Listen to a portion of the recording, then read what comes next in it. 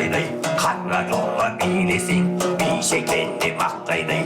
Бұлаң еттің бұлқ етіп, сұлтаң еттің сұлт етіп, үннен қойдай ойқастап, жау өрінді кең тастап, қара жолға, зорға, қара жолға, зорғалашы жорғала.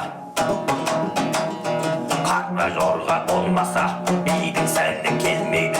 Қос етек көйлек кимесе, қыздың сәнің келмейді. Бұлтар етті қостаған. Бала күнімде сол әкем таңертең ерте радио тыңдайтын әдеті бар, ерте тұрып. Сол кісі радионы қойып қояды, сол кезде радиодан керемет жаңағындай домбыраның күйлері, сыбызғының күйлері шығып жатады. Мен алғаш сыбызғының дауысын естігенде кішкене күн бір қорқатымын. Бұл не деген қандай дыбыс? Кейін құлағым үйрене келе бұл нәрсені мен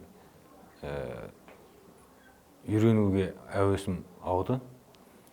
Кейін сол өзім көптеген нәрселерді, көптеген материалдарды тыңдап жүрдім. Семьямда енді өнерлі отбасы болмаса да, менің осы бір азғантай әуесіме қолдаушы болды. Кішкентай ағаш домбыраға дейін алып берді бала күнімде. Жанға жетіп отыратын жерімнен. Осындай кішкентай күнімнен әуестен кейін осы үйірмеге келгеннен кейін осы ағаларымды көріп үйрендім. Қара жорға, зорға, қара жорға, зорғалашы жорғала. Қара жорға болмаса, бидің сәнің келмейді.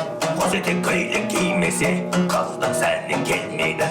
Бұлтар етті қостаған, қонышын қайырып тастаған, аспаған да саспаған, тойдың сәннен бастаған. Қара жорға, жорғалай, жорға, қара жорға, жорға, жорға.